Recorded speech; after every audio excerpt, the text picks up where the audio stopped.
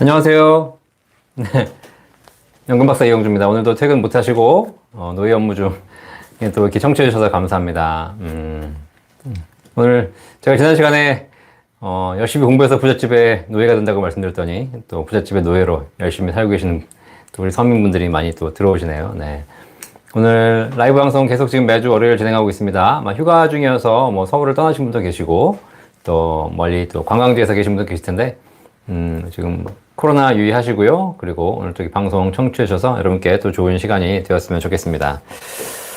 삼성전자 오늘 지금 이재용 부회장 가석방에 대한 것이 논의 중인데, 죄를 지었고 안 지었고 또 가석방을 하고 안 하고 개인적으로 거기에 대해서 특별한 견해는 없습니다. 주가에 긍정적인 영향이 있으면 또 좋은 것이고요. 예, 사실 죄를 지었는데 또 가석방 해주는 것도 문제가 있고, 또 경제를 책임지고 있는 수장을 또 이렇게 그 대기업의 또 CEO를 가둬두는 것도 개인적으로는 또 그렇게 바람직한 거지도 않고, 거기서 제 견해를 말씀드리는 건 큰 의미가 없는 것 같고, 어쨌든 다 좋은 결론이 나기를 좀 바라겠습니다. 자, 들어오신 시청자 여러분 반갑습니다. 벌써 많이 들어오고 계신데요. 오늘도 한 40분에서 1시간 사이 여러분께 라이브 방송 진행하면서 이 자본주의 사회에서 진행되고 있는 여러 가지 일들에 대해서 여러분께 말씀드리도록 하겠습니다. 다들 반갑습니다. 네. 지난 시간에 제가 공부 열심히 해봐야 부잣집의 노비가 된다라고 말씀드렸는데, 노비로서 살아야 되냐, 좀 한탄하신 분도 계셨고, 어쩔 수 없는 현실이지 않느냐라고 얘기하신 분도 계셨습니다. 맞습니다.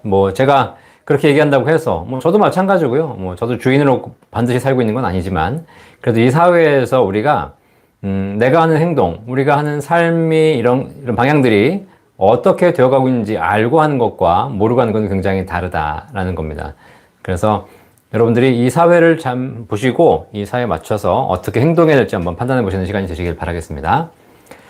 제가 시작하기 앞서서, 재미있는 이야기인지 아닌지 모르겠지만 얘기 하나 드리도록 하겠습니다.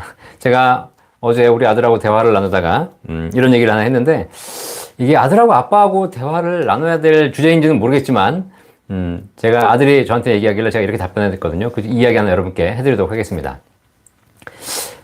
우리 아들이 고등학생인데 이렇게 얘기를 합니다. 아빠, 저 같은 사람이 공부를 못하니까요, 70점, 80점 맞는 공부를 못하는 학생이 학원에 가서 열심히 배워서 90점, 100점 맞으면 학원이 좋아하겠네요? 이런 얘기 하는 겁니다.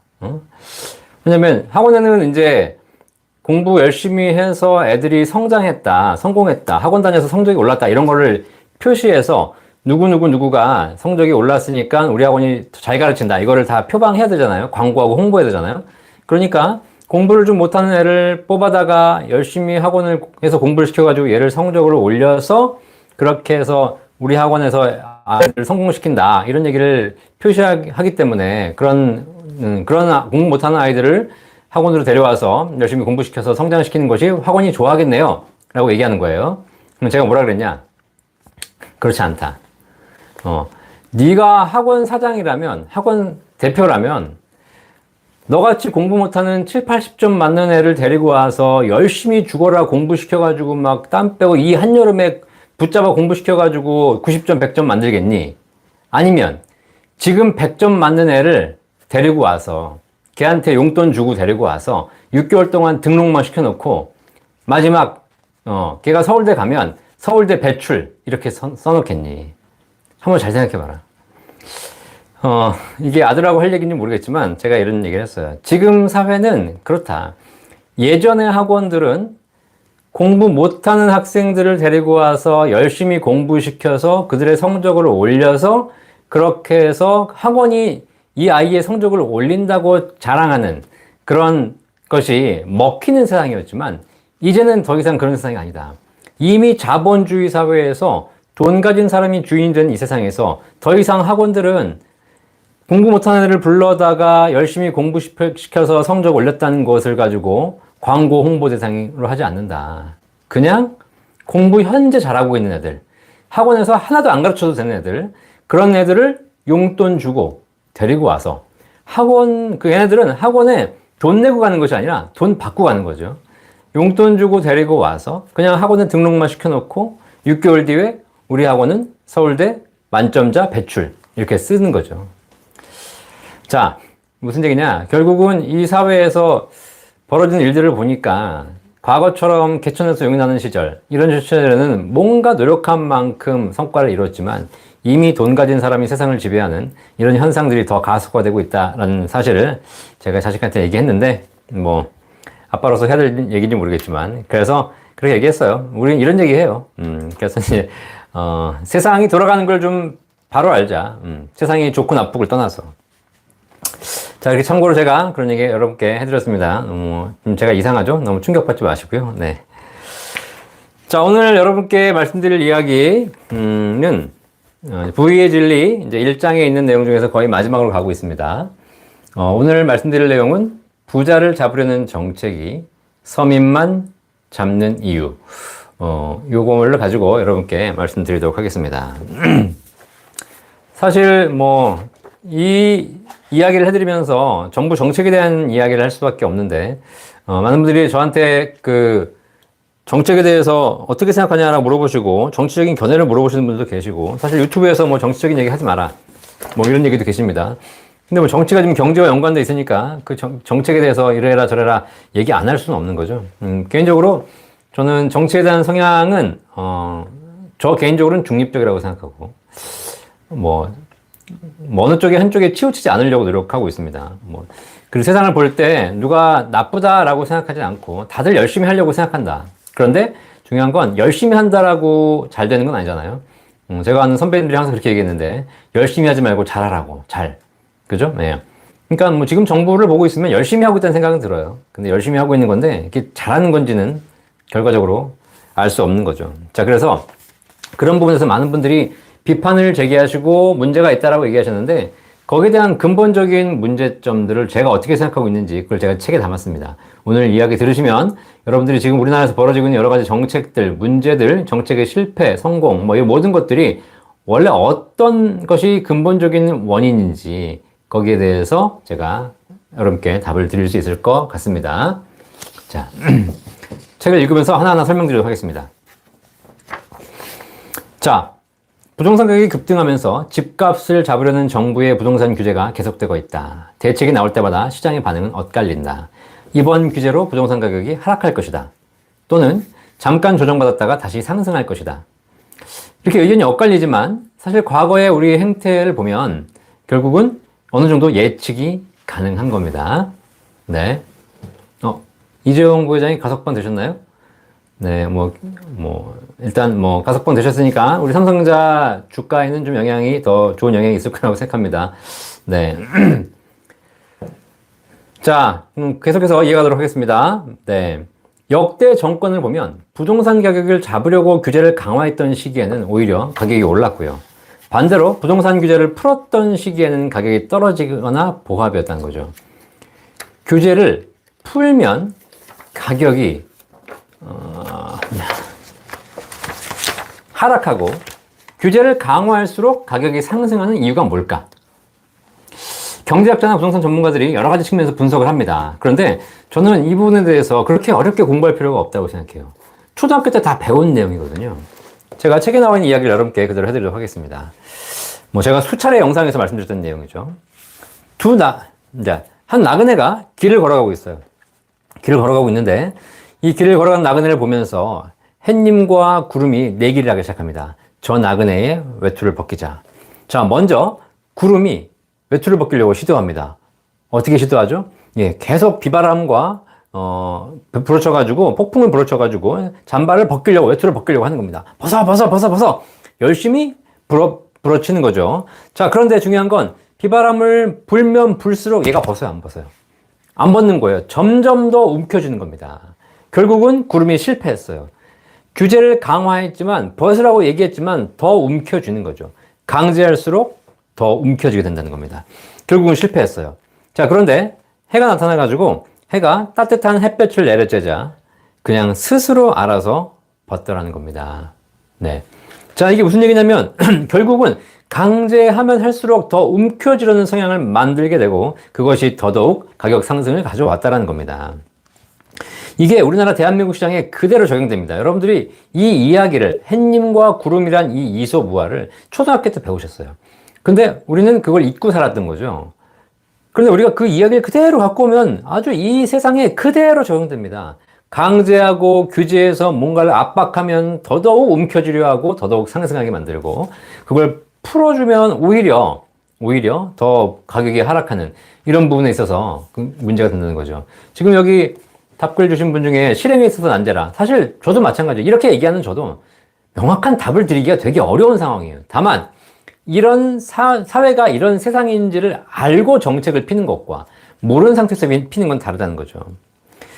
자, 그래서 지난 10여 년간 정부가 내놓은 부동산 규제, 뭐 정부를 가리지 않고 대표적인 주자가 바로 뭐냐면 양도소득세 강화입니다.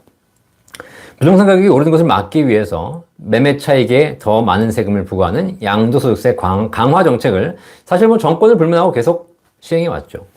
자, 그런데 제가 이렇게 부동산 가지신 분들한테 제일 싫어하는 게 뭐냐고 물어보면 부동산 보유하신 분들이 다 싫어하는 게 양도소득세라고 얘기하세요. 세금이 싫다. 양도소득세 때문에 못 팔겠다. 자, 그런데 역설적으로 부동산 가격이 오른 이유가 양도소득세 때문이라는 겁니다. 부동산 가격의 상승의 가장 큰 주범이 양도소득세. 자, 그러면 부동산 보유에서 가격이 오르신 분들은 양도소득세를 싫어하는 것이 아니라 양도소득세를 감사하게 생각해야 되는 상황이 된다는 거죠. 역설적이라는 겁니다. 앞서 이소무화에서 보았듯이 사람도 시장도 규제를 강화할수록 더더욱 움켜쥐려 한다. 거래가 활성화되어야 가격이 조정되는데 양도소득세가 강화되면서 주택을 매도하는 사람이 줄어버렸다. 집을 팔면 차익의 절반이 세금인데 누가 팔려고 할까? 재화의 가격은 기본적으로 수요와 공급의 법칙에 따라 결정됐는데 사려는 사람은 많은데 규제가 강화되어서 팔려는 사람이 줄어드니까 가격이 상승하는 현상이 반복될 수밖에 없다. 어려운 경제 이론을 갖다 붙일 필요가 없이 이 수업 우화만 제대로 읽었어도 다 알 수 있는 내용이다. 규제할수록, 세금을 강화할수록 가격이 상승하는 역효과가 따라온다. 부동산 보유자들은 양도소득세를 가장 싫어하지만 역설적으로 양도소득세가 그들의 집값을 올려준 고마운 세금일 수 있다는 겁니다. 자, 이해되시겠죠? 자, 이렇게 강화했더니 결국은 가격이 상승하더라 라는 이야기를 여러분께 드렸습니다. 그럼 이제 두 번째 이야기를 드리도록 하겠습니다. 자, 이번에는 두 나그네가 길을 가고 있습니다. 두 나그네가, 한 나그네는 외투를 5벌 걸친 나그네고요. 나머지 한 나그네는 외투를 1벌 걸친 나그네입니다. 5벌 걸친 나그네와 1벌 걸친 나그네가 같이 길을 가고 있어요. 자, 이제 해와 구름이 아까와 마찬가지로 내기를 시작합니다. 저 두 나그네의 외투를 벗기자. 여러분 잘 아시겠지만 5벌 걸친 나그네는 가지고 있는 부자고요. 그 다음에 1벌 걸친 나그네는 서민, 없는 사람입니다. 자, 이제 서로 해와 구름이서 외투를 벗기기 위해서 다시 한번 시작합니다. 구름이 아까 졌잖아요. 그러니까 이제 열받지 않습니까? 이번에는 내가 어떻게든 이겨야지. 그래서 아까보다 훨씬 더 강하게 비바람을 몰아칩니다. 그죠? 열심히 비바람 몰아치니까 이제 막 길 가던 나그네가 5벌 걸친 나그네와 1벌 걸친 나그네가 열심히 이제 강력하게 움켜쥐기 시작합니다. 안 벗겨야지 서로 이제 막 움켜쥐는 거죠. 자, 그런데 이번엔 구름이 너무 센 거예요. 너무 세니까 어쩔 수 없이 벗어야 되는 상황이 발생하는 거죠. 자, 그래서 어떻게 돼? 5벌 걸친 나그네는 어떻게 돼요? 이렇게 얘기합니다. 아유, 그래. 네가 자꾸 벗으라니까 그냥 벗을게. 그렇게 어떻게 돼? 5벌 걸친 나그네는 그 중에 1벌을 벗습니다. 그럼 몇 벌이 남아요? 4벌이 남죠. 자, 옆에 1벌 걸친 나그네도 똑같이 비바람을 맞다 보니까 얘도 결국은 너무 강하게 비바람이 몰아치니까 벗을 수밖에 없는 거예요. 벗어요. 어떻게 돼요? 1벌 걸친 나그네는 똑같이 1벌을 벗었지만 얘는 이제 아무것도 걸친 게 없는 게 되는 겁니다. 자, 똑같이 규제를 했고 비바람을 불었지만 결국 5벌 걸친 나그네는 1벌을 벗어준 것에 불과했어요. 그는 1벌을 벗어줬지만 나머지 4벌이 남아있어요. 그러니까 얘는 아무 문제가 없는 겁니다. 그런데 1벌 걸친 나그네는 결국 그 1벌을 벗는 바람에 아무것도 걸치지 못해서 추위에 그대로 노출되게 되는 겁니다. 이해되시겠습니까? 자, 이게 무슨 얘기냐? 규제가 심해질수록 결국 가진 자보다 서민이 훨씬 더 피해를 보게 된다는 사실입니다. 그래서 부자를 잡으려고 세운 정책이 부자를 잡기는커녕 서민만 잡게 된다는 겁니다. 아시겠어요? 이 이야기는 이 수업 우화에 나오지 않았어요. 그냥 제가 만든 얘기입니다. 이 수업 우화를 보고 거기다가 제가 플러스 알파를 하나 더 붙인 거죠. 두 나그네가 걸어갈 때 두 나그네에게 공통적으로 규제가 같이 되면 결국은 서민만 피해본다는 거. 우리가 이미 겪고 있는 현실 아니겠습니까? 자, 그렇다면 도대체 무엇이 문제일까요? 무엇이? 자, 규제를 강화하는 정부 정책 자체가 잘못된 것은 아니라고 생각해요. 규제는 필요하니까. 다만 이 사회의 근간이 되어버린 자본주의를 무시한 채 정책을 만드는 것이 저는 큰 문제라고 생각합니다. 자본주의의 극단을 달리고 있는 우리 사회에서 정책을 쓰더라도 부익부 빈익빈을 막을 수 없다는 거죠, 이게. 부익부 빈익빈의 속도를 늦출 수는 있을지언정 정책을 어설프게 써버리니까 부익부 빈익빈이 심화되는 겁니다. 제가 뒷장에서 나오지만 돈과 법이 싸우면 누가 이길까요? 여러분 잘 한번 생각해 보세요. 돈과 법이 싸우면 누가 이겨요? 정상적인 사회에서는 법이 이겨야 정상입니다. 그런데 자본주의 사회에서 누가 이겨? 돈이 이깁니다. 법이 돈을 이길 수 없다라는 겁니다. 네. 이게 옳고 그르고를 떠나서 이미 우리 사회는 이렇게 가고 있다는 거예요. 그러면 이 사회에서 돈이 이긴다고 가정하고 전략을 짜야 되는데 중요한 건 아직도 이 사회에서 법으로 돈을 누를 수 있다고 생각해서 법으로 돈을 누르니까 돈의 힘이 더 커져 버리는 겁니다. 바람의 빛깔림, 구조 자체를 바꿔야죠. 바꾸는 게 쉬운 게 아니죠. 그죠? 네, 그러니까요. 자, 그래서 제가 이 책에서 이 사회, 우리 사회의 일어나는 가장 큰 문제에 대해서, 네, 제가 내린 결론이 딱 한 자. 이 한 자만 이해하면 우리 사회가 이해가 되는 겁니다. 그게 바로 뭐냐면, 늪이라는 단어입니다. 늪. 우리 사회는 자본주의의 늪에 빠져 있다. 여러분들이 우리 사회가 이해가 안 갈 때, 우리 사회가 왜 그럴까? 왜 이런 문제가 생길까라고 하셨을 때, 다른 거 고민하지 마시고, 이 늪이라는 걸 한번 잘 생각해 보시면, 우리 사회의 문제가 왜 이렇게 되는지 여러분이 깨닫게 되실 거예요. 자, 늪이라는 거 여러분 잘 아시죠? 늪에 빠졌을 때의 반응은 두 가지가 있습니다. 첫 번째, 가만히 있는 경우와 늪을 빠져나오려고 발버둥 치는 경우. 두 가지가 있습니다. 자, 늪에 빠졌을 때 가만히 있으면 어떻게 돼요? 네, 가만히 있으면 서서히 빠져가요. 서서히 빠져가게 되면 어떻게 돼? 예, 이게 어떻게 빠져가는지 느끼지 못한다는 겁니다. 결국은 죽는데 죽기 전에 서서히 빠져나가기 때문에 문제가 있는지를 깨닫지 못하게 돼요. 반대로 늪에 빠졌을 때 살아나오기 위해서 열심히 발버둥 치면 어떻게 되죠? 발버둥 치면 네, 더 빨리 빠져들게 된다는 겁니다. 이 늪을 한번 잘 생각해 보세요. 늪에 빠졌을 때 어떻게 반응하는 것이 더 어떤 효과가 나는 것인가.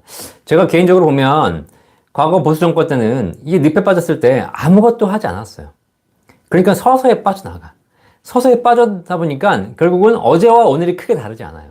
그러니까 큰 문제를 못 느꼈다는 거죠.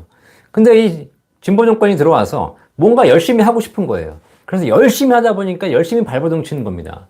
그런데 돈이 주인인 자본주의 사회라는 이 백그라운드, 이걸 인지하지 못한 상태에서 자꾸 돈을 누리려고 하다 보니까 더 빨리 빠져버리는. 그래서 지난 문재인 정부 4년간 자본주의는 더 심화됐고 우리 사회의 부익부 빈익빈 양극화는 더 심화되었다는 거죠. 문재인 정부가 잘하고 못하고는 저는 뭐 개인적으로 그걸 판단하고 싶은 생각은 없습니다. 결국은 그 결론만 보는 겁니다. 그 결론을 보고 왜 이렇게 되었을까를 보니 이 사회가 자본주의 사회라는 것을 깨닫지 못하고 정책을 시행하는 것이 가장 큰 문제라는 겁니다. 사실 정책이라는 것도 똑같은 정책도 타이밍이 중요하거든요. 언제 쓰느냐에 따라 굉장히 다릅니다. 우리가 백신을 맞아야 되는데 건강한 사람이 백신을 맞는 거는 큰 문제가 없습니다. 그러니까 건강할 때는 백신을 맞아야 돼요. 그런데 기저질환이 있거나 몸의 컨디션이 안 좋거나 아주 상태가 안 좋은 상태에서 백신을 맞으면 어떻게 돼요? 백신을 맞는다고 해서 면역 효과가 생기는 것이 아니라 오히려 그 백신이 그 사람을 죽일 수 있다는 거예요. 그러니까 똑같은 백신이지만 어떤 상황에서 맞았냐에 따라서 결과가 달라진다는 겁니다. 그런데 이 정치하시는 분들의 가장 큰 문제가 뭐냐면 자기 생각이 확실해. 정치하면서 수십 년간 자기 확실한 생각을 가지고 계세요. 근데 그분의 생각이 필요한 시점에 정권을 잡게 되면 다행인데, 중요한 건 그분의 생각이 필요하지 않은, 이미 시장이 끝나버린, 시간이 놓쳤어. 근데 그때 가서 내 생각이 이럴 테니까 이 생각을 쓰면 맞겠지라고 생각하는 것이 가장 큰 문제라는 겁니다. 내가 설령 사회주의를 표방한다 하더라도 이 사회가 사회주의를 표방하기에 적절치 않은 시대에는 자유시장 경제를 중심으로 가는 거고, 내가 설령 자유시장 경제가 내가 중요하다고 생각한다 하더라도 이 시대가 분배를 더 중요시하는 상황이라면 그때 맞는 정책을 써줘야 되는데, 이 시대에 맞지 않고 그냥 내 생각을 일방적으로 밀어붙이는 이런 정책을 쓰다 보니까 시대는 지금 자본주의, 돈이 전부인 세상에서 살고 있는데 거기서 오히려 돈의 힘을 더 키워버리는 이런 일들이 벌어질 수 있는 거죠. 여러분들이, 그래서 저는 항상 제가 정치할 것도 아니고, 제가 다른 사람에서 더 뛰어난 생각을 하고 있지는 않지만, 그래도 제가 든 생각은 뭐냐면, 회사도 마찬가지예요. 회사도 제가 회사를 운영하면서 여러 가지 전략과 정책을 씁니다. 근데 중요한 건 이 정책이 우리 조직원들이 어떻게 받아들일까를 생각하고, 거기에 맞춰서 써야 된다는 거죠. 조직원들은 지금 다 분위기가 다 우울하고 막 안 좋고 있는데, 거기서 내가 열심히 하자라고 화이팅! 화이팅! 화이팅! 이래 봐야, 무슨 생각해요? 그래 봐야 그냥, 혼자 저러고 있네. 대표 혼자 그냥 잘 나간다고 좋아하고 있네. 이렇게 생각하고 있는 거예요. 이럴 때는 그들을 찾아가서 화이팅, 화이팅이 아니라 그들을 찾아가서 술 한잔 하면서 위로해주는 것부터 시작해야죠.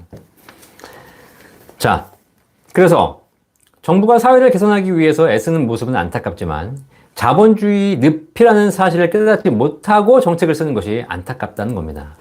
뭔가 열심히 하고는 있는데 열심히 하기 때문에 세상이 더 빨리 힘들어지고 있는 이런 이상한 현실이 되는 거죠. 자, 이거는 마치 목이 마른데 소금물을 마셔야 하는 상황과 같습니다. 물을 마셔야 하는데 주변에 소금물밖에 없어요. 소금물을 마시면 당장은 갈증이 좀 나아지겠지만 나중에는 더 갈증이 나서 죽음에 이르게 됩니다. 진퇴양난, 이러지도 저러지도 못하는 거죠. 지금 안 먹자니 목말라 죽고, 지금 먹자니 나중에 더 고통스럽게 죽고, 이게 바로 늪입니다. 늪. 그래서 이렇게 돼 있기 때문에 지금 아마 정부도 진퇴양난일 겁니다. 예. 이렇게 하나 저렇게 하나 사실 답이 없는데 방법이 있어요? 방법. 아까 누가 말씀하셨죠? 근본적으로 구조를 바꾸는 방법. 그러려면 역사적으로 사실 큰 뭔가가 변화가 생겨야 되는 거죠. 지금처럼 그냥 정권이 바뀐다? 그럼 과연 달라질까요?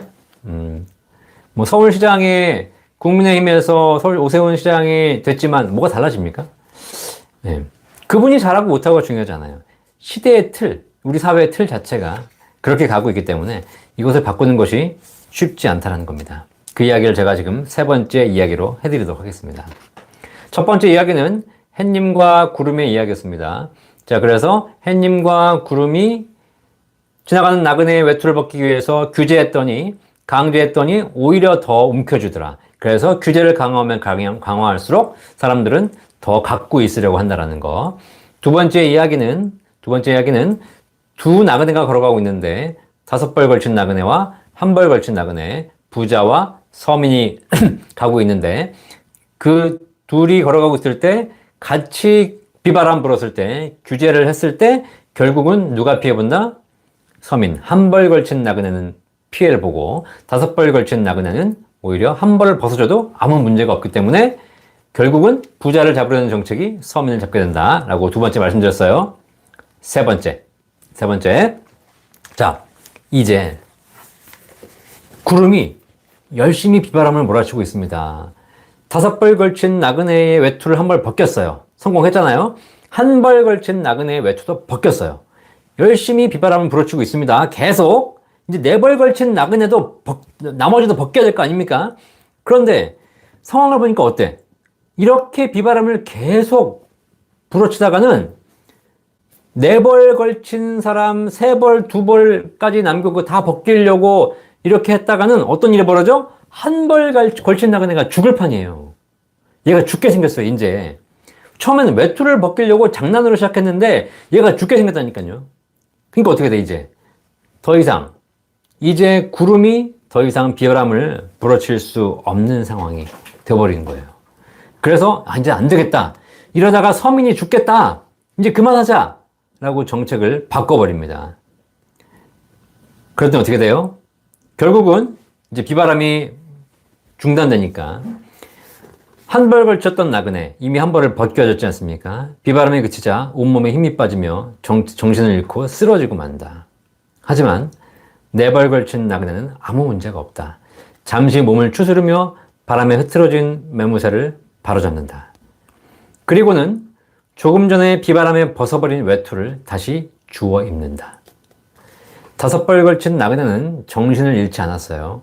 그런데 한 벌 걸친 서민은 이미 쓰러졌다는 거죠.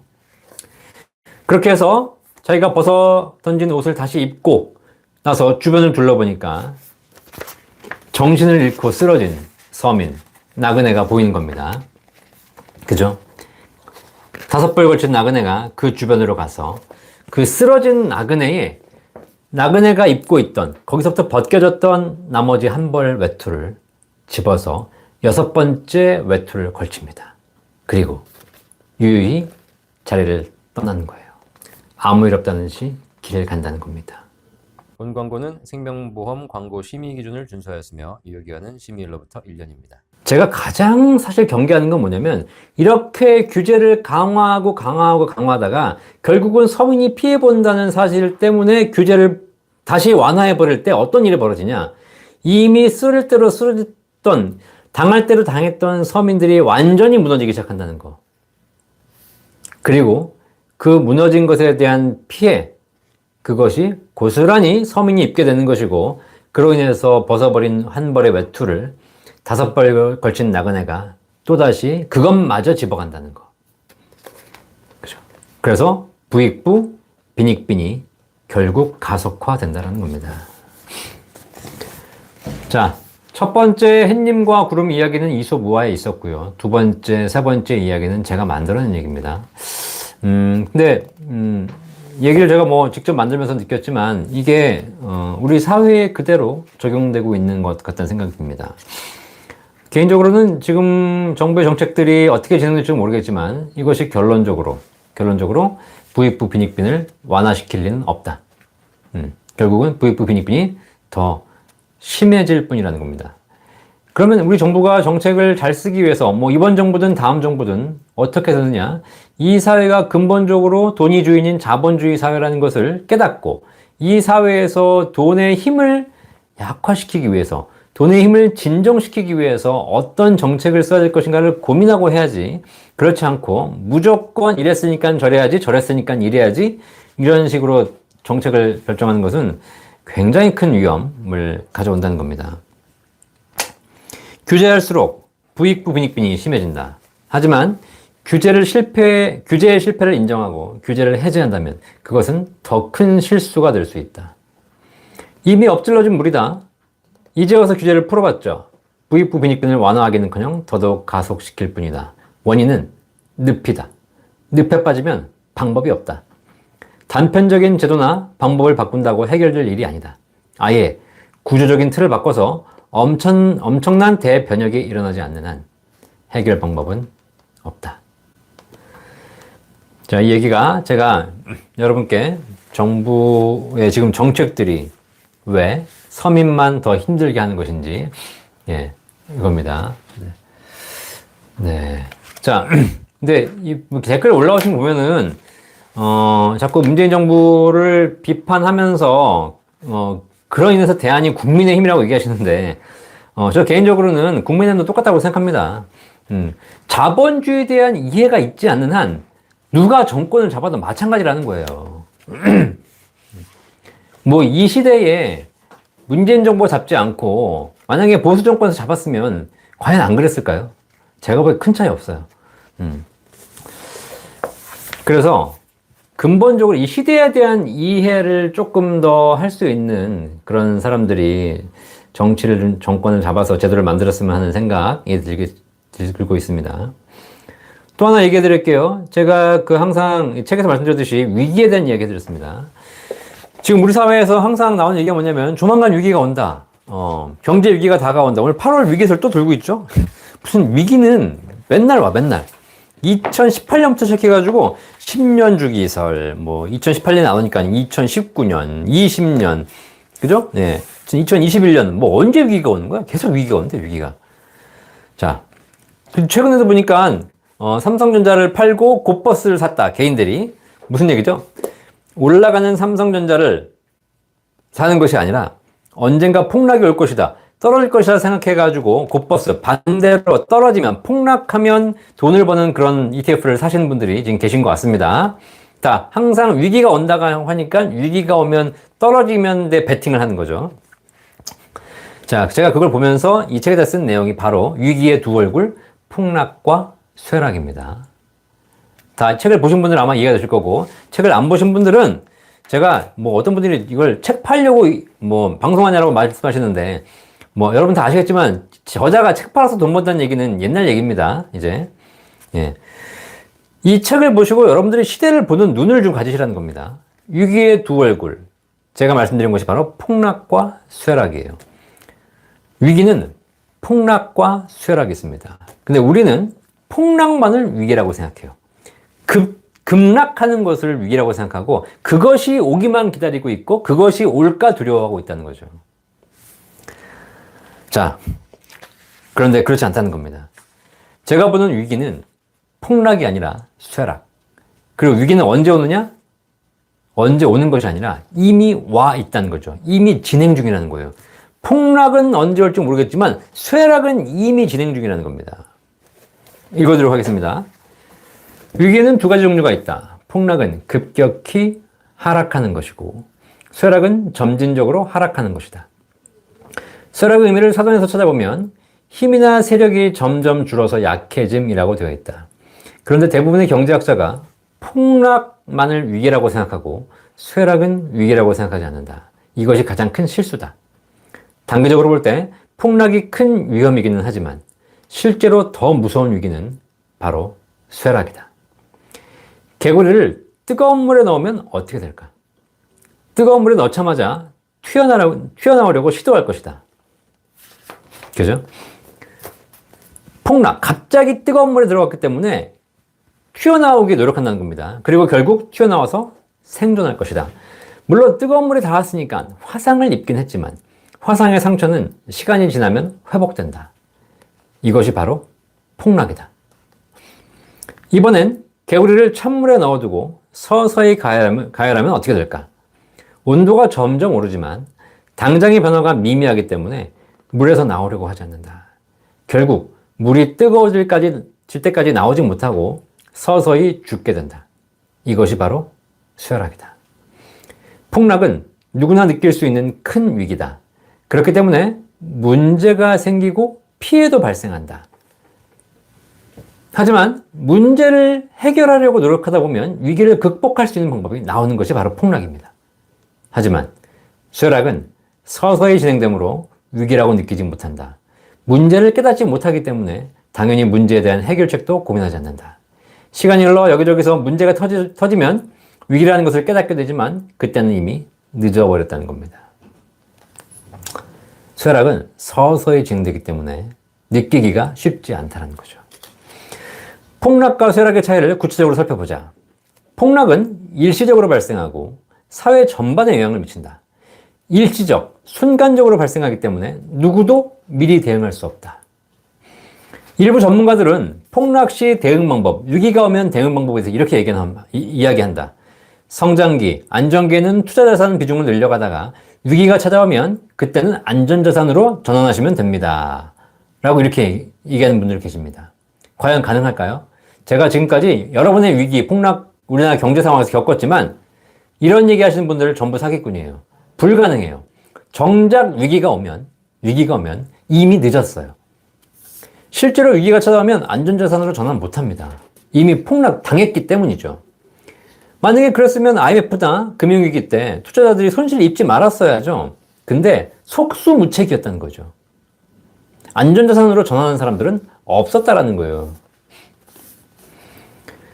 정작 위기가 발생하면 이미 늦었고 그제서야 안전자산으로 전환하긴 더 어려워요. 이미 큰 손실이 발생했기 때문입니다. 안전자산으로 전환하는 것은 위기가 오기 전에 미리 하는 것이지 위기가 발생하고 나서 할 수 있는 일이 아니라는 겁니다. 그런데 많은 전문가들이 뭐라고 하냐면 위기가 오면 그때 가서 안전자산으로 바꾸시면 됩니다라고 얘기한다는 거예요. 위기라는 것은 깨닫는 순간 이미 늦었어요. 결국 폭락이 찾아오면 아무런 대응을 하지 못한 상태에서 자산 가격이 하락하는 걸 눈뜨고 지켜볼 수밖에 없어요. 그런데 여기서 안전자산으로 바꾸는 건 더 큰 문제야. 왜? 다시 가만히 있으면 회복되는데 안전자산으로 바꿨기 때문에 떨어진 상태에서 자산을 바꿔버렸으니까 다시 회복이 안 되는 겁니다. 네. 저 뒤에 있는 책들을 제가 다 쓴 책입니다. 네. 지금 판매되고 있는 책들이 저 두 개, 부유진료와 연금 부자들입니다. 맞습니다. 사고가 났는데 그때 가서 안전벨트 매라는 거. 말이 안 되는 거죠.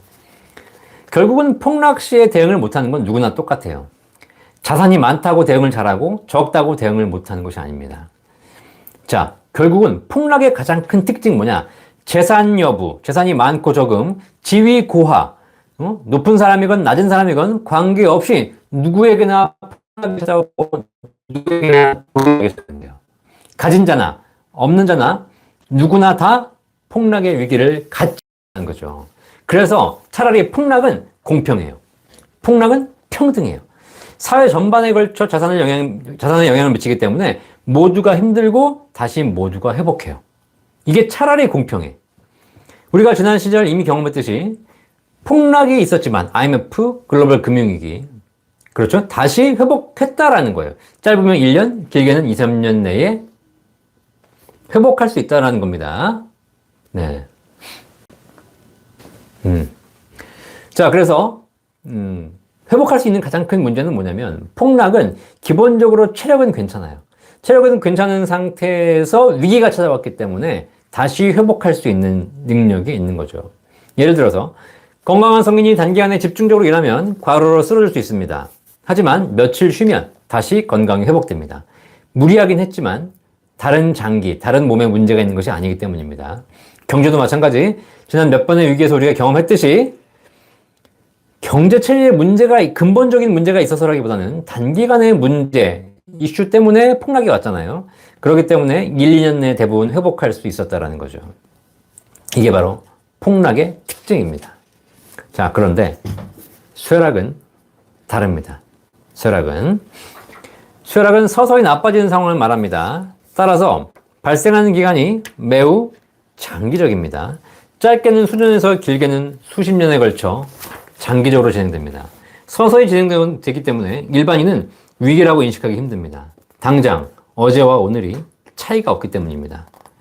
더군다나 조금씩 나빠지는 것에 익숙해지면 위기를 깨닫기는 더더욱 어려워지는 것이죠. 뭐 그렇다고 생각하는 거죠. 어제와 오늘이 큰 차이가 없으니까. 그런데 오랜 시간이 지나고 나서야 정말 죽음에 다다랐을 때 그제서야 위기였음을 깨닫게 되는 겁니다. 그때 느끼는 거죠. 아, 위기였구나. 진작 탈출했어야 되는 건데. 그죠? 이미 늦었다는 겁니다. 자, 앞서 설명했듯이 폭락은 사회경제 전반에 영향을 미칩니다. 하지만 쇠락의 가장 큰 문제는 누구에게나 어려운 게 아니라는 겁니다. 이 쇠락은 가장 큰 특징이 차별적으로 위기가 진행된다는 점이에요. 경제 상황이 서서히 나빠지면서 기업과 개인이 어려움을 겪기 시작하고 손실도 발생하지만 이것이 장기적으로 지속되면 기업에 따라서 희비가 엇갈린다는 거예요. 장기적인 불황을 겪는 과정에서 위기를 버텨낼 준비가 되어 있는 기업, 어떤 기업? 돈이 있는 기업들은 생존합니다. 하지만 준비가 되어 있지 않은 기업, 어떤 기업? 돈이 없는 기업. 결국 버티지 못하고 도산하게 되어가는 것이죠. 지금 코로나가 계속되면서 진짜 점점 돈이 있는 기업들은 버티고 그걸 가지고 수익을 만들어내고 있지만 돈이 없는 자영업자들은 더 어려워지고 있다는 겁니다. 장기적으로 진행되는 쇠락의 위기, 길게 벌어지는 이 위기를 버텨낼 힘이 무엇일까? 기술력, 뛰어난 경영자, 이것이 아니라 위기를 버티는 힘은 바로 자본력. 즉, 현금을 얼마나 보유하고 있는가가 생존의 열쇠가 된다는 겁니다. 그래서 쇠락의 위기를 버틸 만큼 충분한 현금을 보유한 대기업은 살아남는 반면에 현금이 부족한 대부분의 중소기업과 자영업자들은 계속되는 손실을 버티지 못하고 파산하게 될 것이다. 그리고 이 과정에서 기술력이 뛰어난 중소기업들은 현금을 보유한 대기업의 헐값에 넘어가게 될 것이다. 결국은 대기업들만 생존하게 되고 그들이 망해가는 중소기업을 인수하는 과정을 거치며 부익부 빈익빈이 더더욱 가속화된다. 폭락은 누구에게나 같은 위기지만 쇠락은 그렇지 않다. 돈이 없는 사람은 점점 더 힘들어지는 반면 돈을 가진 사람, 돈을 가진 기업은 더 부를 축적해 갈 것이다. 이 쇠락의 위기가 결국 자본주의 사회에서 부익부 빈익빈을 더더욱 심화시킬 뿐이라는 겁니다. 대한민국은 지금 폭락? 제 견해로는 오지 않습니다. 폭락 안 와요.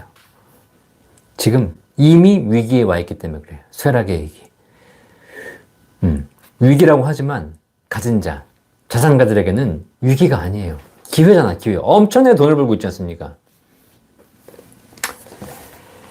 자, 우리가 폭락만을 위기로 생각하고 폭락에 대비하는 사이 사회의 양극화는 점점 더 심해지고 부자와 서민 간의 자산 차이도 더 크게 벌어지고 있다.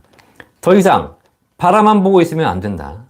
이제 위기에 대한 인식을 바꾸고 폭락이 아닌 쇠락에 대처해야 한다. 쇠락에. 잘 생각하세요. 폭락 기다리지 마십시오. 곧버스 투자하지 마시라고요, 제발. 폭락의 위기 안 오니까. 여러분이 원하시는 그런 위기가 안 온다는 거예요. 이 사회는 이미 지금 위기에 들어가고 있는데 우리는 폭락만 기다리면서 한탕의 기회만 잡고 있다는 겁니다. 여전히. 한탕의 기회가 오지 않는다는 거예요. 곧버스 계속해서 결국 날리고 그렇게 해서 우량자산을 가진 사람들에게 돈을 몰아주게 된다는 겁니다. 자, 그렇다면 서서히 몰락하는 쇠락의 위기에 어떻게 대처해야 할까? 자, 먼저 보시면 폭락과 쇠락은 위기의 형태도 다르지만 대처 방법도 다르다. 태풍은 엄청난 비바람을 몰고 온다. 그래서 태풍이 올 때 밖으로 나가면 피해만 커질 뿐이다. 태풍이 올 때는 안전한 건물로 피신해서 태풍이 지나갈 때까지 반나절 정도 기다리는 것이 최선책이다. 태풍이 올 때는 피해야죠. 하지만 비바람이 잠시 지나가는 것이 아니라 오랫동안 계속된다면 안전한 건물로 피신하는 것이 답일까요? 여러분들은 위기가 오면 안전한 곳으로 피신하면 된다고 생각하시지만 그것이 하루 이틀이 아니라 그것이 한 달, 두 달, 1년, 2년, 10년, 20년이라면 어떻게 됩니까? 안전한 건물로 피신하면 당장은 안전합니다. 며칠은 버틸 수 있습니다. 하지만 기간이 길어지면 문제가 생기기 시작합니다. 왜? 건물 안에는 먹을 게 없기 때문입니다. 결국 안전했던 건물은 더 이상 안전하지 않게 되고 시간이 지나면 식량이 동나서 굶어 죽게 되어 있습니다. 무조건 숨어 있으면 답이 아닙니다. 이제 위험을 감수하더라도 밖으로 나와서 살 길을 찾아야 됩니다. 여러분 지금 자산을 위기를 대비해서 폭락이 올 것이니까 안전자산, 곧버스 이런 데 두고 계시다면 그렇게 하지 마시라는 거죠. 이제는 나와서 투자를 통해서 제대로 된 투자를 통해서 살 길을 찾으셔야 한다는 겁니다. 태풍이 몰아치듯 큰 위기가 찾아오는 폭락 시에는 잠시 대피했으면 되지만 작은 위기가 장기적으로 지속되는 쇠락 시에는 대피가 답이 아닙니다. 방법을 찾아야 됩니다. 자산관리도 마찬가지입니다. 지금 사회에서 안전한 곳에 머물러 있으면 안 되고 위험을 감수하더라도 투자를 통해 자산을 지키고 불려야 된다는 겁니다. 부자가 되기 위해 투자를 배우라는 말이 아닙니다. 투자를 배워야 하는 이유는 부자가 되기 위해서가 아니라 살아남기 위해서다. 아시겠어요? 자본주의 사회에서 이미 서민이 빈자가 부자가 되는 것은 어렵습니다. 아니, 불가능하죠. 제가 말씀드렸잖아요. 부익부, 빈익빈이라는 말에 무슨 의미가 담겨 있냐. 부익부, 빈익빈. 무슨 얘기죠? 앞으로 부자가 되려면 부익부. 지금 부자가 앞으로 부자가 돼요. 지금 빈자는 앞으로 빈자가 돼요. 앞으로 부자가 되려면 지금 부자여야 돼요. 이게 부익부, 빈익빈이라는 말 자체에 담겨 있는 뜻입니다. 아시겠어요? 우리가 정신 차려야 된다는 겁니다. 내가 지금 빈자라면 앞으로 부자가 안 돼요. 그래서 우리가 투자를 배워야 되는 이유는 부자가 되기 위해서가 아니라는 겁니다. 제가 이 책, 부의 진리를 통해서 여러분들이 부자가 되라고 쓴 책이 아니에요. 제발 살아남으시라고. 제발. 여러분이 가지고 계신 돈을 전부 다 퍼다가 부자에게 주지 말고 있는 돈이라도 제대로 불려서 제대로 관리해서 이 시대에서 생존하시라고 말씀드리는 거예요. 슬프시겠지만 어쩔 수 없어요. 제가 보니까 어설프게 부자가 되기 위해서 노력하시는 분들이 다 결국 뺏기더라고. 결국. 투자를 두려워하지 마시고 투자를 해서 살아남자. 자본주의 사회에서 더 이상 망설이지 말고 올바른 투자를 통해서 부의 진리를 터득하시기를 바라겠습니다. 제가 목 터지게 말씀드렸는데 여러분 댓글 잠깐 보면서 정리해 드리도록 하겠습니다. 다시 한번 말씀드렸지만 저는 정부 정책에 대해서 옳다 그르다를 판단할 생각 없습니다. 왜냐면 개인적으로 정부는 열심히 하려고 노력하고 있기 때문이죠. 그런데 중요한 건 열심히 한다라고 해서 좋은 건 아니라는 거죠. 잘하는 게 중요하지. 항상 우리 엄마 아빠나 선배님들 하는 거 아닙니까? 열심히 하지 말고 잘해라. 자, 그래서 정부에 대해서 어떤 견해가 있으시든 여러분 자유로운 것이지만 여러분도 마찬가지 한쪽으로 견해가 치우치기 시작하면 결국 답이 안 나오더라는 겁니다. 근본적으로 이 사회가 어떤 사회인지를 우리가 보는 그런 해안이 필요한데 그 해안이 없이 단지 내가 추구하는 관점, 내가 좋아하는 성향에 따라서 얘는 옳고 쟤는 틀리다라고 얘기하는 것이 결국은 저는 바람직하지 않다고 보는 거죠. 왜? 지금은 옳을지언정 시대가 바뀌면 그것이 틀려지기 때문입니다. 그래서 이 사회가 어떤 상황인지 여기 맞습니다. 정치와 경제를 따로 보고 그래서 진짜 이 사회가 어떤 정책이 필요한지를 한번 고민할 필요가 있다는 겁니다. 어렸을 때는 법이 이기는 줄 알았는데 세상을 살면서 보니까 돈의 힘이 압도적이죠. 네, 이건 자본주의 사회의 특징입니다. 부자를 잡으려면 보유세를 더 늘렸어야 한다. 보유세를 더 늘리든 양도소득세를 더 늘리든 그 모든 제도가 어떻게 표출되든 간에 이 자본주의 사회라는 것을 인지하고 제대로 해야 될 필요가 있다는 거죠. 냄비 속 개구리 가설에 대해서 이의를 제기하신 분 계신데요. 네, 그러니까 실제로는 과학적으로는 펄펄 끓는 물에 개구리가 화상을 입으면 탈출할 수 없죠. 네, 그죠? 네. 그러나 이제 이게 우화기 때문에 이렇게 얘기를 드린다 보시면 되겠습니다. 지금 보니까 무역 관련 일을 하시는 분들 중소기업은 더더욱 힘들어졌습니다. 코트라에서도 여러 가지 지원하고 있지만 쉽지 않다라고 말씀하셨고요. 초우량 자산과 시장 평균 지수 좋습니다. 이렇게 투자하시는 거 좋고요. 휴가를 가시니까 또 즐거운 휴가를 보내셨는데 돈이 없으면 안 되시죠? 네. 3전 매수한 지 1년 되셨다네요. 축하드립니다. 1년 계속 1년이 아니라 10년 20년 바라겠고요. 선생님께서 말씀하신 연금 5%. 네. 제가 부의 진리 삼성전자 말씀드리지만 결국은 돈 열심히 벌어서 잘 쓰고 가는 게 제일 중요하거든요. 그래서 연금도 당연히 필요합니다. 우리나라는 인구구조상 지금 쇠락하고 있다고 생각하는데 대표님 의견은 어떠신가요? 늙어가는 대한민국이라는 사회를 좀 더 경쟁력 있는 나라로 만들 수 있지 않을까요? 그러니까 이제는 인구구조는 우리나라가 역사상 전 세계적으로 최악의 구조를 갖고 있기 때문에 인구구조에서 답을 찾을 수는 없습니다. 그러니까 그 인구구조 내에서 우리가 새로운 아이템을 만들 수 있는 사업을 만들어내야 되는 것이죠. 그래서 사실 한두 명의 천재가 나와야 되는 그런 상황이죠. 인구가 많다고 해서 무조건 좋은 건 아니지 않습니까?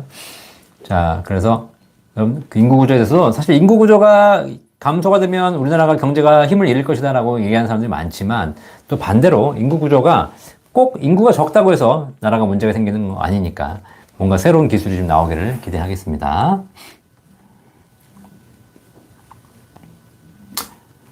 네. 제가 직설적으로 말씀드린다고 해서 뭐 좋아하신다는 데 감사합니다. 제가 너무 직설적으로 하나요? 그래서, 네. 제 강의가 직설적이어서 여러분들이 좀 이해해 주시기 바라겠어요. 왜냐면, 강의를 그냥 좋은 게 좋은 겁니다 라고 하게 되면, 실제로 받아들이시는 분들이 그렇게, 심각하게 받아들여지지 않으시더라고요. 뭐 이렇게 뭐 개그맨들 보시면 개그맨들은 제가 보기에도 야 쟤네 좀 별로 이렇게 재밌지도 않은데 과하게 웃고 과하게 표현한다라는 걸 많이 느낄 경우가 있거든요. 근데 중요한 건 개그맨들이 과하게 웃고 과하게 표현을 해야 보는 사람들이 그나마 조금씩 웃는 것이죠.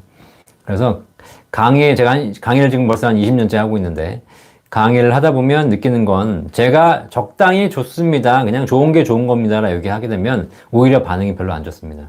그래서 약간 직설적으로 약간 세게 강의를 해야 들으시는 분들도 조금 느끼시는 거고 그러다 보면 너무 그걸 깊게 받아들이시는 분이 안티 반응을 하시거든요. 저는 오히려 소수의 안티 반응이 나오시는 것이 정상이라고 생각해요. 왜냐면 제가 다 맞을 수 없으니까. 그래서 그런 반응들이 있어야 내가 강의를 좀 잘했구나 이런 생각이 드는 거죠. 자, 그래서 여러분들이 그렇게 생각하셨으면 좋겠다라는 얘기를 계속 해드리고 있습니다. 네. 구글 주식도 꾸준한 매수는 좋을까요? 구글 주식, 구글, 아마존, 애플 뭐 다 좋은 주식입니다. 그런 주식을 하지 말라는 것이 아니라 저는 그냥 이 투자의 올바른 방향을 여러분이 아셨으면 좋겠고 삼성전자라는 주식을 통해서 투자에 대한 올바른 길을 가셨으면 좋겠다라고 말씀드리는 것이지 종목을 추천하거나 뭐가 좋고 뭐가 안 좋고 뭐가 더 좋고 뭐가 덜 좋고 이런 걸 말씀드리고자 하는 것이 아닙니다. 그렇게 비교하기 시작하면 결국은 다 어디로 가요? 전부 사실 종목 찍기로 가게 되고 종목 찍기로 가는 순간 얘는 도박으로 빠지기 쉽다는 거죠. 투자에서 그렇게 해서 날리신 분 많이 봤습니다. 네. 저 AI는 아니고요. 네. 자, 이렇게 많은 분들이 저한테 댓글 남겨주시고 또 말씀해 주셔서 감사합니다.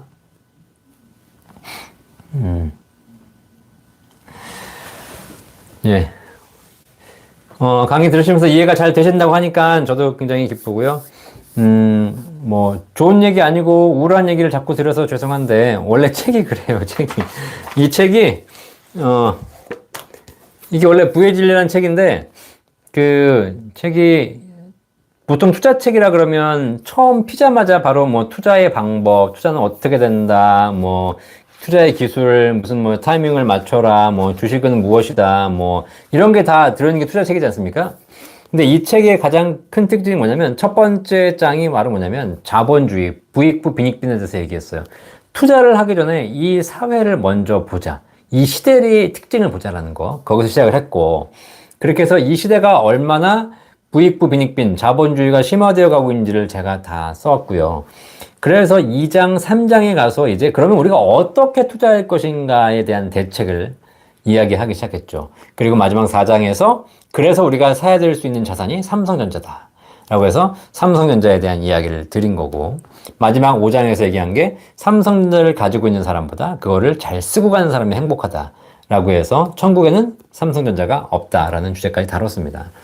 그래서 아무래도 지금 책을 쭉 하나하나 가다 보니까 초반에 여러분 생각보다 조금 더 우울하고 직설적이고 너무 대책 없는 이런 이야기들을 여러분께 해드린 것 같아서 개인적으로 좀 이렇게 안타깝고 죄송하긴 하지만 그래도 우리가 알 건 알아야 된다.